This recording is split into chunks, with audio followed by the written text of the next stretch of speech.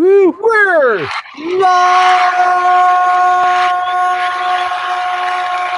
because we're awesome. We're totally. This is Hi everyone. How's it going?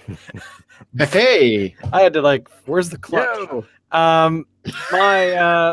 My clutch was failing, so therefore I couldn't speak. But anyway, we're half an hour late, so if we are. We totally are. So, are we ever on time? No, never on time. But that's okay because this is our show. We can do it we want. I thought our start time was 9:30. Technically, it is, yes. But we've actually started at 9 a few times as well. So, but anyway, not important. Hi, we're here. The Crafty Boys are live. You're talking to us. We're talking to you. Well, actually, you're not talking to us. We're just talking to you. But that's okay because if you want to talk to us, dial 1-800-555-1212, and we'll bring you into the show. Or they can tweet us. That's true. Is somebody on TweetDeck? Because I certainly am not at the moment. I can be. Yes, I am. I am on TweetDeck. Oh, well, there you go. So basically, the big news out of Twitterland, speaking of Twitter, is that, hey, 280 characters. Boring. Wow. I don't... a lot of news has been made about this. I don't care. I actually think it's a bad idea. I think 100 and, I don't know, 80 characters would be great. Or even 50. But I am not excited. So we'll talk about that more. Right now, we should talk about what the hell beer we're drinking tonight. So what beer are we drinking? Who picked this one? I think you did. Did I? Okay. Well, hey, this tonight is the Fernie Brewing Co. Sap Sucker Maple Porter. Now, I've had this before, full disclosure. It's a flavored porter. It is actually kind of low in alcohol for a porter, but that's okay. But it's out of Fernie, which is Fernie, BC. They actually have probably the best line on their bottles, which hopefully we'll get in focus. But anyway, it says craft beer, wildlife. So, Dave, lose the shirt, and I'll take off my pants. So here we go. Alan, just keep your stuff on. All right, so the Space Dick from Bally is going to be opening my bottle tonight. What are you guys opening your bottles with? I'm opening mine with a thing that my wife gave me for 20th anniversary. It's even engraved. It says engraved. Move out tomorrow. Is that what it says? I can't tell. So, Dave, this is your last shot. I have 2 faces here.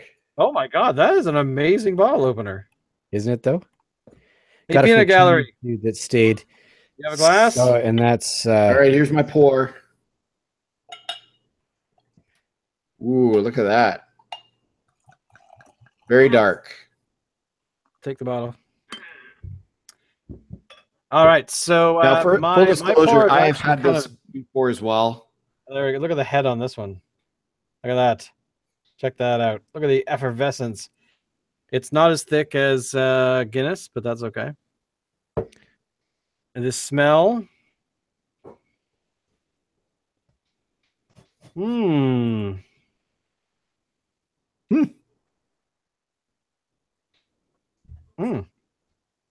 That is very good. I am impressed.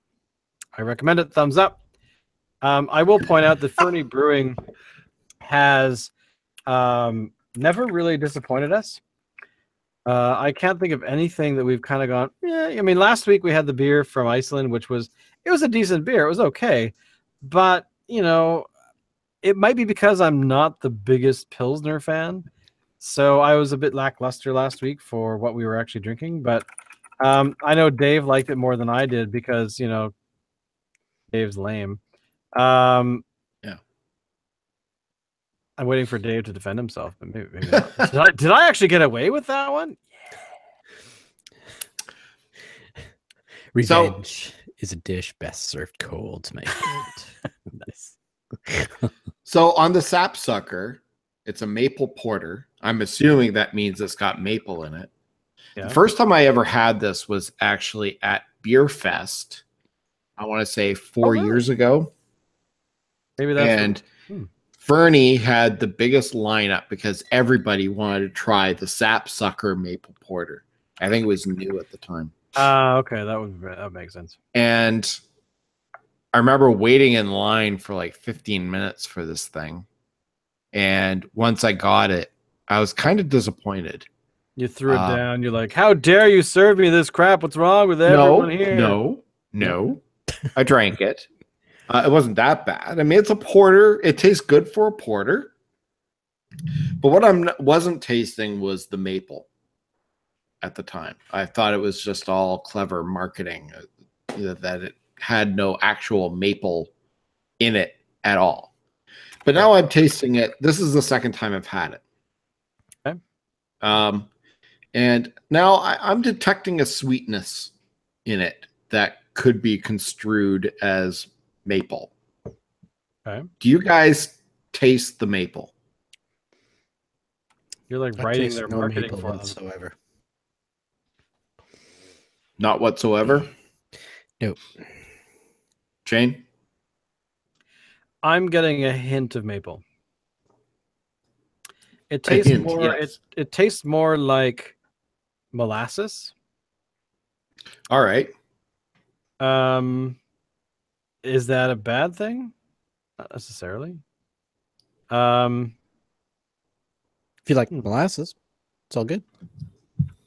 I mean, it's a good beer. It's a good beer. It's just when I see something that is labeled as Sap Sucker Maple Porter, well, it tastes like I'm eating like a plate of pancakes. You're kind of like me, right? You want, contains dead babies. I want actual dead babies. If I want a product that has dead babies in it, I would actually like to see a video from their manufacturing process that actually shows me throwing them into a grinder, grinding them up, or whatever you want to do. I mean, babies hanging upside down, is this too much for you guys? Dave's like, no. I'm gonna throw up. I'm just thinking of our two listeners, actually. You want it to be as advertised, right? You actually want to see, taste, hear the thing you've been told is a certain way. I'll get away from the dead babies. The thing I saw earlier today was a marketplace thing on the CBC about superfoods. That was one of their sort of marketplace things, and they were talking about how coconut water. There was their first segment. The next segment was superfoods. The next segment after that was about quinoa. But basically, they were going through all this information, kind of seeing what people were actually making, what companies were making claims for, and doing like an Adam Ruins. Pretty much. I mean, coconut water is expensive water that, sure, if you want to buy it, it's not going to harm you, but it doesn't do anything it actually claims to do. Yeah. Water actually tastes lousy better. Besides, actually, the whole marketing thing that they were talking about was how it says that it's supposed to be more hydrating than water. Well, and for Christ's sake, really? That's every bottle they were presenting was like more hydrating. They showed commercials and stuff, which is total bullshit anyway. And also the other thing too is they were talking about how, why would you drink coconut water? Now let's pretend you don't believe the hydrating thing, but coconut water has it's 50 calories or so per cup, and water doesn't. Has none. Do the math. And then they talked about quinoa, about how quinoa is a big deal. Is being claimed as like a super grain or whatever the hell, but ultimately you have to eat 700 bushels of it for you to get the same out of like one potato, because they were claiming about potassium, and there was something else too. Anyway, my point being, when you buy a product like maple porter, you want to taste a maple tree being shoved up your nose with sap being dripped on your body. Then you want to see somebody boiling it up to make pancake syrup, and then you want that stuck up your butt and injected into your body so you can actually taste that. So you want what you want, right? You expect that something you have been offered is going to be what it is that you actually get. And this particular I don't want to know why I'm thinking about sticking sap up my butt. But the reality is you just want what's advertised. And I agree, Alan, this is a long-winded way of saying this should really taste more like syrup I'd pour on my pancake in order for it to actually sell me on the idea that it's a porter with maple in it. Mm-hmm. Because I taste, I think I taste molasses. That's what my body says it is. So, Dave, what about you? Oh, what do you about care at all? Do you really? Are you here, Dave? Are you present in the moment? Because I'm considering that you should be tickled until you urinate yourself. So I just whizzed, so that takes some doing. Anyways, no, mine is it's how to describe it. I think more kind of, excuse me. Wow, that surprised me. Sorry, go ahead. More of a molasses thing going on with mine. Is that kind of what you're saying, Alan? That you're are you kind of in the molasses camp, or is it? I guess so, yeah. It's not as powerful. You know what? I don't exactly every single day grab a glass of molasses, so I don't really, have like a fresh idea of what straight molasses would taste like. Okay, all right. I'm detecting a sweetness, perhaps a bit of a bitterness as well, if that makes sense. Didn't they used to make sarsaparilla out of molasses? I don't know. What am I, a cook? What's wrong with you? We're not professionals. We're appreciators. So what are we saying? We're saying thumbs up, thumbs down. I'm giving it. Honestly, with the little nitpicking about what the taste is, I still give it a thumbs up because it is an enjoyable beer. It's dark as hell. You can't see through it. I mean, we're talking Guinness territory dark. I mean, I'm looking at, you can see through with a bright light. I'm not seeing anything. So this is a black hole of beer, which I am quite happy to get sucked into. But it's one of those things. You have to take it at face value that you won't get sucked into a black hole of beer. Although, quite honestly, now that I've said that out loud, it's actually not a bad idea. Let's say, gotta be said.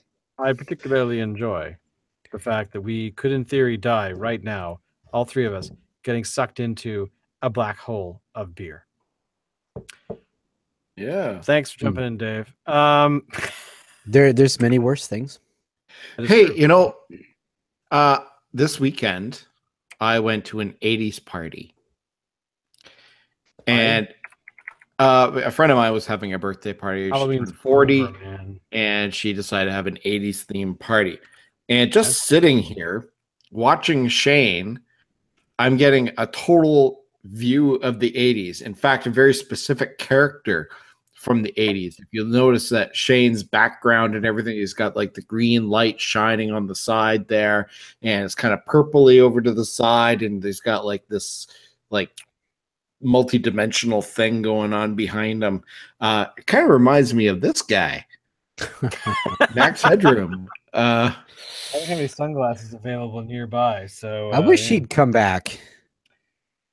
He did actually. Was it last year? Max Headroom did an appearance for some commercial. Yes, I don't remember what it was in Britain actually. In Britain, and he got paid a lot. And they was it voiced by the man himself? Oh yeah, no, he was in full on makeup and the whole thing. Like he actually, it was like he had gone back in time, which is actually brilliant for that actor because he's. Because of the level of makeup that they put on him in order to create that, the hair and the thing, it's completely believable. You don't have to even stretch your imagination to go, oh, come on, he's like 30 years older, like whatever. No, it doesn't actually matter because of that level of makeup. So it's a character that I remember when it had its own TV show, Max Headroom. Yeah. Oh yeah, loved it. Actually just called Max Headroom. Shit. Yes, it was. But it was fascinating because it had storylines built into this. Back in a second. character that had. I'm trying to remember. Here. Okay, I gotta look it up. Max Headroom TV show. This is what year was this? My God, it only lasts. I think it had two 7-episode seasons. 1987 to 1988. Wow. We're old. Yeah. But yeah, so Matt Frewer did the whole thing. So anyway, so he had this show where basically, what is the premise? Who was Max Headroom? Television networks ruling the world. There you go. I don't even remember what it was about, really. I just remember. Well, that's part of it. I remember it being not as good as his appearances elsewhere. Sorry. Why do I not remember what product he was peddling? Was that Coca-Cola? Pepsi. No. Yes, it was. It was Pepsi. It was Pepsi. So no, it was New Coke. It was New Coke. Was it New Coke? Yeah. God, who would have known? So there you go. That is Catch the Wave. Catch it if you can. Catch the Wave. Coke. Look it up on YouTube. It's there. I'm resisting the urge, but hey, watch it after. But it was anyway, so, you totally look like Max Headroom. It was so pervasive. Well, the background does not. I don't have the gaunt features. You know that actor that I think he's New Zealand? Is he from New Zealand? He's a Kiwi. Did a lot of characters in Lord of the Rings. A lot of characters for Peter Jackson in general. But he also plays. Did you guys ever watch? Not Daredevil. You're not thinking of Hugo, series, has the Fist of Destiny or Fate or whatever it's called. Devil Boy. It's close. Devil Boy. Come on, Dave. Your comic brain is not kicking in. Sorry, Devil Boy. What's the character? He's a devil child. He grew up. He was raised by priests and stuff. The child grew up raised by Wonder Woman. Destroy the universe or whatever. Nope. Sorry, nothing. Oh my God. Nothing. Wow, we are so. You know what? Our nerd cards are being taken away. This is card. Ron Perlman played him. Why do I not remember? Hellboy. My God, flipping Hellboy. Hellboy, yeah. Hellboy. You said Ron Perlman. I'm like, oh, okay. Hellboy. Not Beauty and the Beast. Hellboy. What is okay? Now I see it. I've been searching for Hellboy's name. Why was I talking about Hellboy? You started talking Peter about Jackson. The character. Oh, right. There's a character in Hellboy, the fish guy. That dude is in it. This is my whole segue into the dude that plays the fish guy, whose name the smart fish guy who has telepathy or something. In Hellboy is the same actor who played a bunch of people or a bunch of orcs and different characters in the Lord of the Rings films, but he's also the tall, weird alien with the weird gill things in the back of his head in the new Star Trek show. So, which, by the way, Dave, have you seen Star Trek Discovery? Have you seen it yet? Please tell me you have, because then we can still be friends. Yes, I have seen it. I am not up to date, but I have seen it.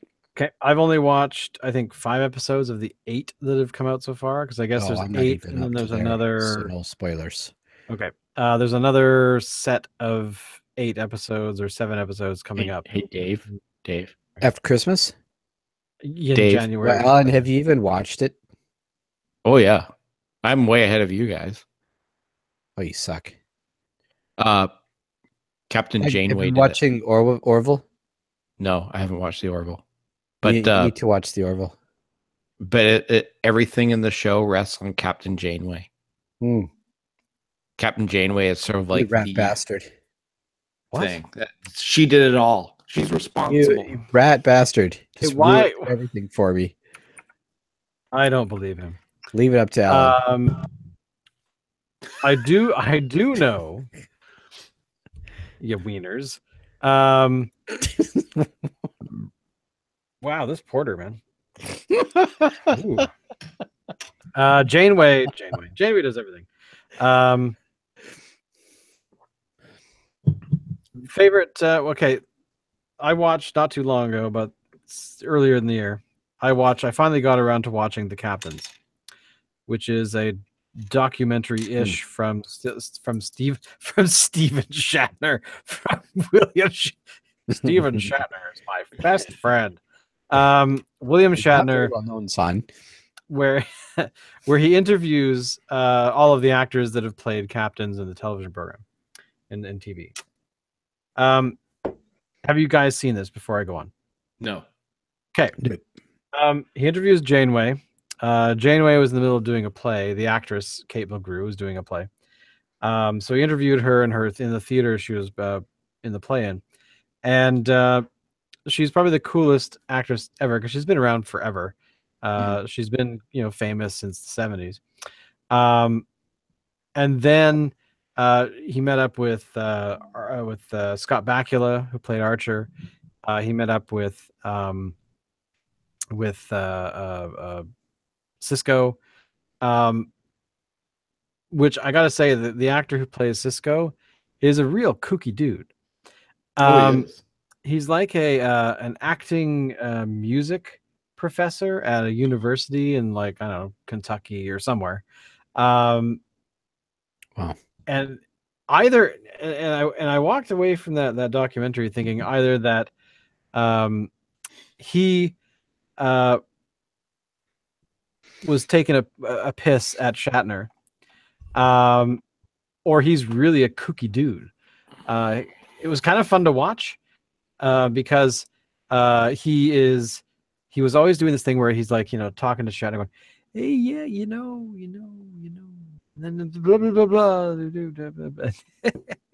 It was like he was like higher than a kite, but was also on some sort of hallucinogenic trip.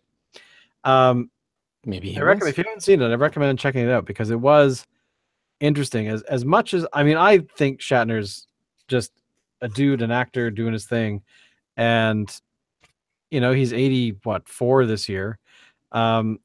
And he only did that documentary maybe 5-6 years ago. I think he's an interesting guy, actually. Yeah, he's got an interesting perspective, and I've read all of the autobiographies by all of the different actors that were in the original Star Trek. And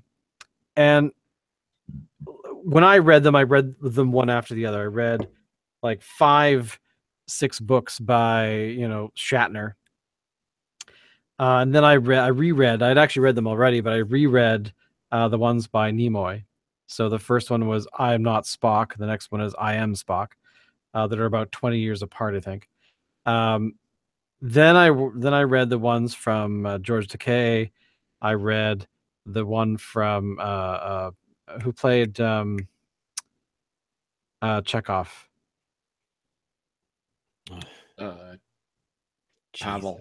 Pavel Chekhov. Who's the actor? Oh my God! Are we serious tonight? Our brains are completely fried. Mine is gone. Apparently, we're off. Anyway, his Nichelle Nichols and Scotty James Doohan. So, I gotta look it up. Who played Chekhov? Damn it! Who played Chekhov? Star Trek Chekhov. Pavel Chekhov, played by who? Who played this character? Oh my God! Walter Koenig. Thank you. Yes, Walter there we go. Which I have to say, just before I diss Walter Koenig a little bit, a few years ago, his son Andrew Koenig, who you might recognize from different roles on TV and movies, sadly committed suicide in Stanley Park. So yeah. Oh, what? Would you not hear that? Oh yeah, Andrew Koenig, the son of him. See, I literally looked at his name, Walter. Wow, Walter Koenig. Thank you.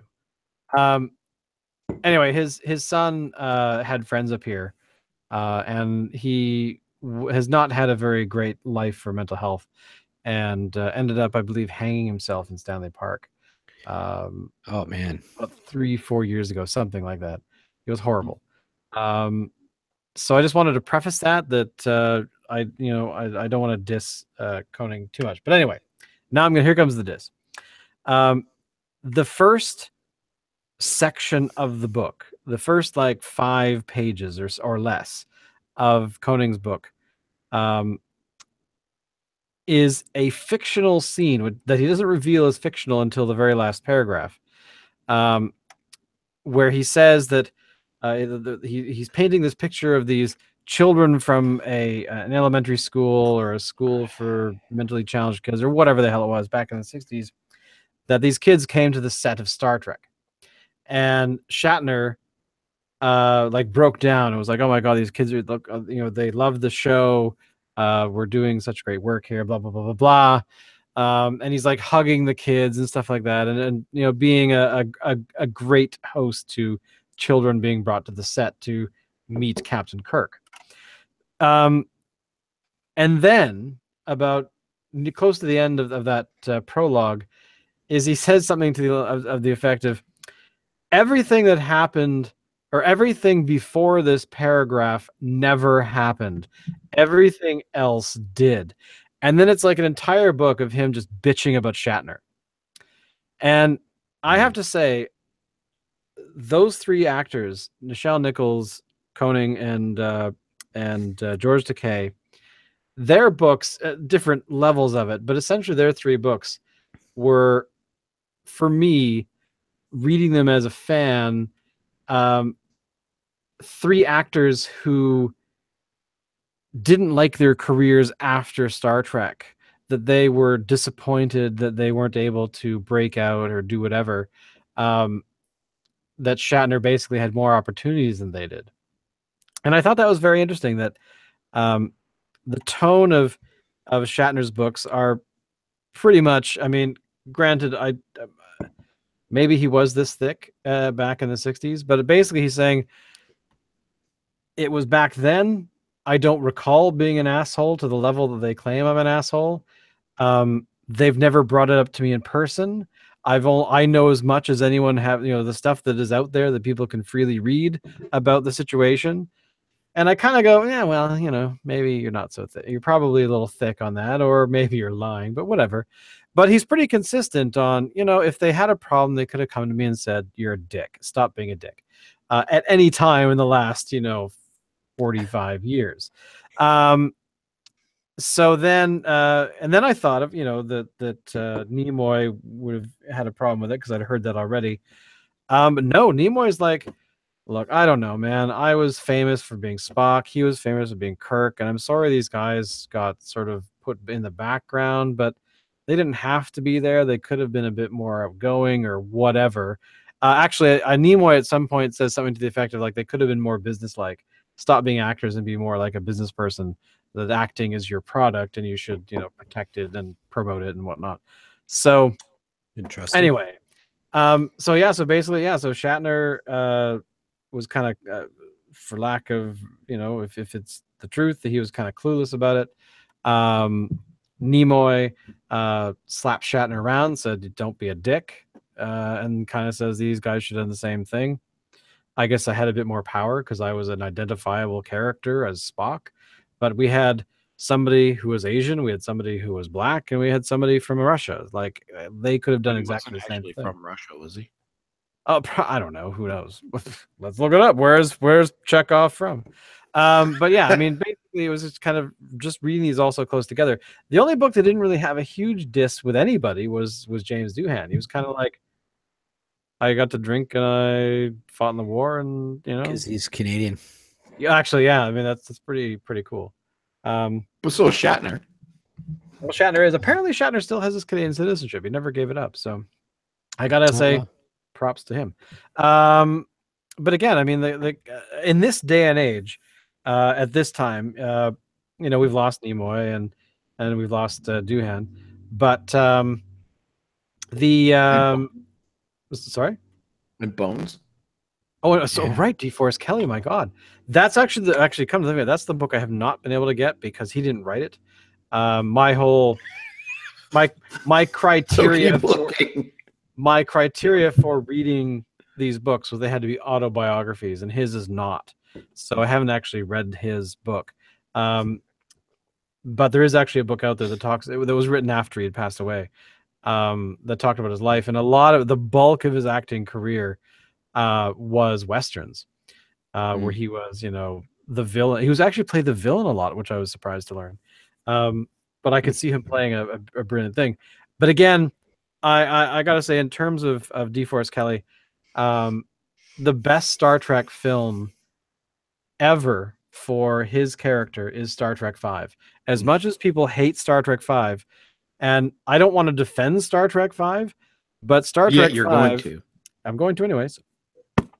I'm going to drink all your beer. You can't have any more. Shane reaches through and grabs Alan's beer.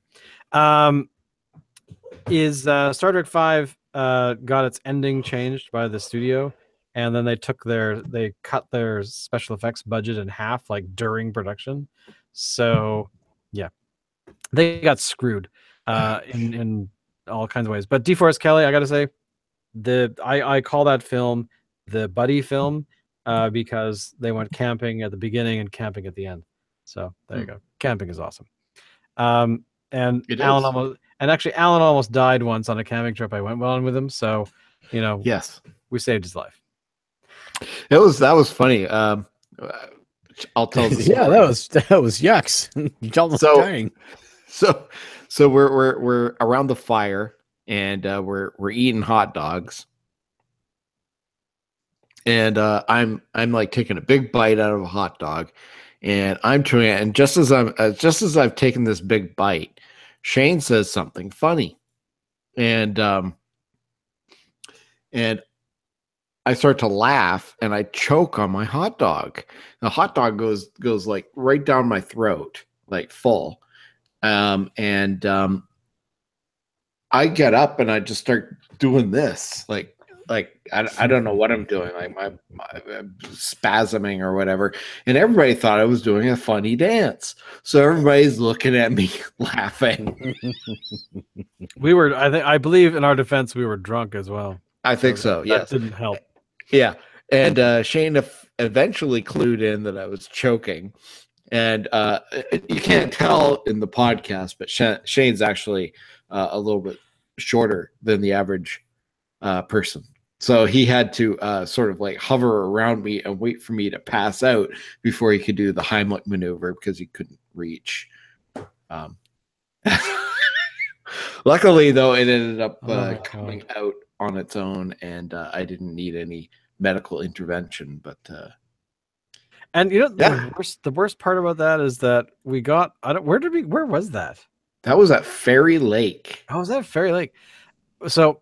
Dave, this is probably 94, 95, somewhere in there. No, before that. And was it before that? But anyway, It was a long time ago. And we went with Alan, his girlfriend at the time, Elizabeth, myself, Locke. Was there someone else there too? No, I think that was it. Was that just us? Anyway, it was really kind of amusing because we were out there and we had brought hot dogs, we brought buns, we brought booze, beer, and Locke goes, the important stuff. Hey, we're making hot dogs. Did anyone bring any like ketchup and stuff? And we all kind of were like, no. And Locke gets all serious and goes, are you telling me that we're out in the woods with hot dogs and no one brought any condiments of any kind? That's Locke, right? So yeah, it was kind of awesome. Like, yeah. And he just goes, Jesus Christ. So I gotta say that was man, my favorite moments. It was kind of like that. You screwed up. You haven't done something. Something you've done is just plain wrong. And there's nothing you can do about it. You're completely messed up. You fucked yourself. Because it wasn't like you could be like, oh, guys, here, I'll run out. I'll just run down to the corner store. No, you're in the woods. Like You're out in Port Renfrew. There is no store in Port Renfrew, at least not then. God, it was so funny. But yeah, the moments. So there's actually an article here that Alan has provided. Do you want to talk about this one? Did you read this one already? I kind of read it a little bit. Okay. I'm a little surprised about this one. But Samuel Adams beer, according to Money Watch from CBS News, says that the Samuel Adams beer is illegal in 12 states and is also crazy expensive. Now, this is a special beer. This isn't your average Sam Adams beer. It's a special run. Foodies may not think twice about plunking down big bucks for aged beef, truffles, or Japanese whiskey. And brewskis? Brewskis? Really? Do people call it brewskis still? So Samuel Adams seems to be hoping, as it prepares to roll out its latest edition of one of its beers, the price is $199 a bottle. These suds may be illegal in your state because of the high alcohol content, which tips the scale at a knee-buckling 56 proof, which means it's 28% alcohol by volume. Holy cow. Which puts it above the beverage limit in Alabama, Arkansas, Georgia, Idaho, Mississippi, Montana, New Hampshire, North Carolina, South Carolina, Tennessee, Vermont, and Washington states. They're also only releasing 13,000 bottles of this. So what do you get for nearly $200 in beer? You get Ninja yeast, which is needed to ferment such a high alcohol beer. I gotta say, I think any beer over, say, 12% ceases to become beer by definition. Does it taste like beer? Probably. What do you guys think? Yeah, I don't think you can put a number on it. I think in order to get the beer to be that high in alcohol, you have to add sugars to your wort in order to get the alcohol level that high. Give something for the yeast to eat. And when you add sugars to a wort, you end up with a very cidery kind of taste to it. So you may be right. I mean, maybe you couldn't really call this beer. I just think that the beer ceases to become beer when it's that level of alcohol. Like, there's wine and spirits and things like that, but I don't know. Beer to me should still be.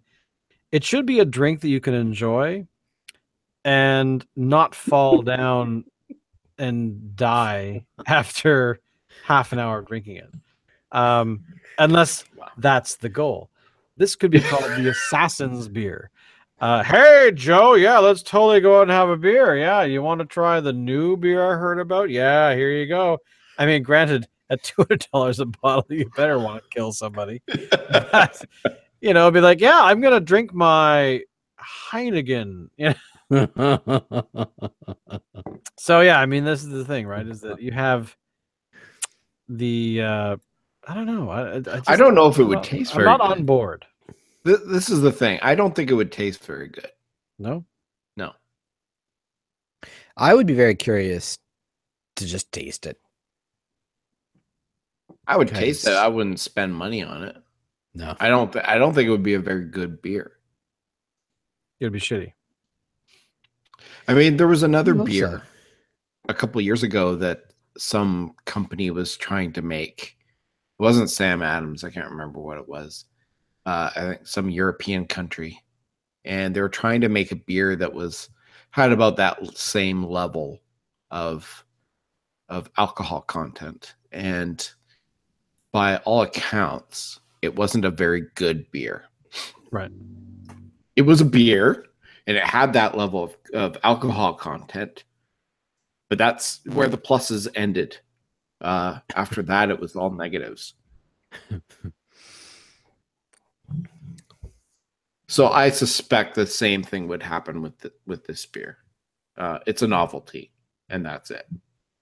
Yeah. Reminds me of the oh shit, what did they call it? Ninkasi did that space beer. Yeah. Space beer? Which they're still selling, by the way. Okay. It's still for sale at my Cascadia. Huh. I don't think it's left at mine. Not that I've looked, but I was really tempted. Really? I was $25 really a bottle. Hey, it beats the hell out of 200. It does. It does. But all you're doing is drinking beer that's had yeast that's been in space. Yeah. Which in itself is not that cool. exciting. Or no? I suppose it's not exciting. I don't know. Shit's been in space. That's cool. It is cool. But you know what? And then you read articles saying I'm not that going to snort them when they return to Earth. Exactly. And then you read articles about how yeast, when it's been in space, actually loses some of the properties that you need for it to make beer. Yeah, Dave. You would be a terrible neighbor, Dave. Terrible. So there's that. Anywho. It's fair. It's fair. Shane, have you gotten your advent calendar yet? I have not. I was actually going to do that today, but I got busy getting massages, so I sadly didn't.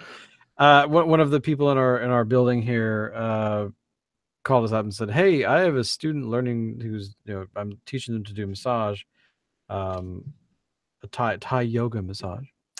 And they said, "Hey, we need some people to come in. What are you and Allison doing?" And I said, "Oh, well, I could take an hour out of my day and get a massage. Sure."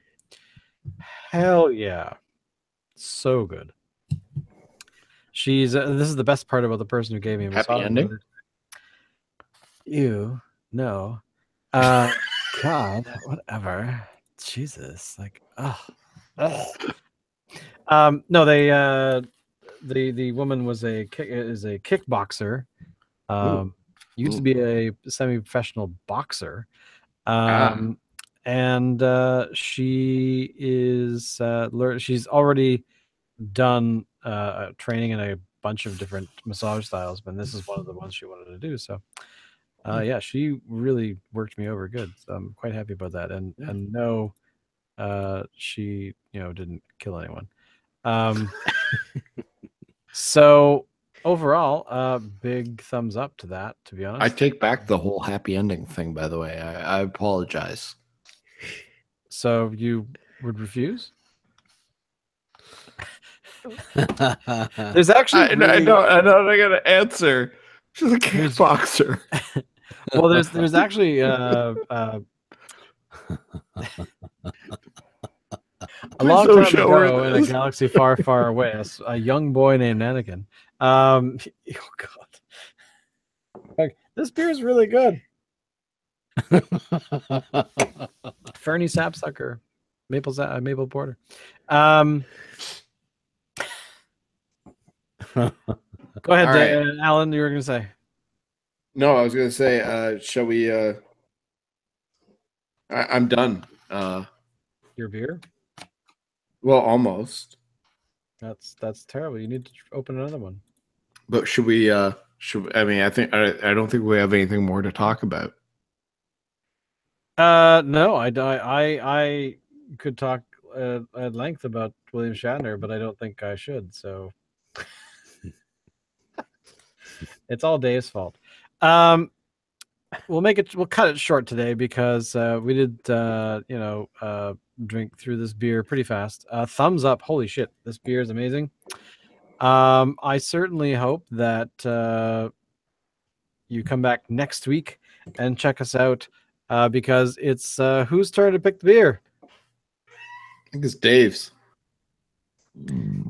Whoop. Good job, Dave. So, by the way, if you are a regular listener, you of course can go to the craftyboys.ca website and check out all kinds of things. We also have a brewery list that we've been keeping track of all the beers that have shown up on our show. And we've put them all on a handy map so you know exactly where they've come from. And right now, the Pacific Northwest is, of course, dominating the area. But we have been dipping into Eastern Canada, Eastern United States. And last week, as much as we didn't really love the beer, that was our first beer from Iceland. So you'll actually see that up there as well. It is a brewery that I will not pretend to pronounce, but it is east of the town of Selfoss, which I've probably butchered the name. I can't wait till we get like a brewery in some place like the Faroe Islands, man. Holy cow, that'd be kind of awesome. And the rest of the beer we've had so far has come from places like Belgium and the UK. So the birthplace of beer, per se. Also follow us on Twitter and Facebook and all that kind of fun stuff because we do post and update people there. So as we like to say in the Beer Appreciation Club,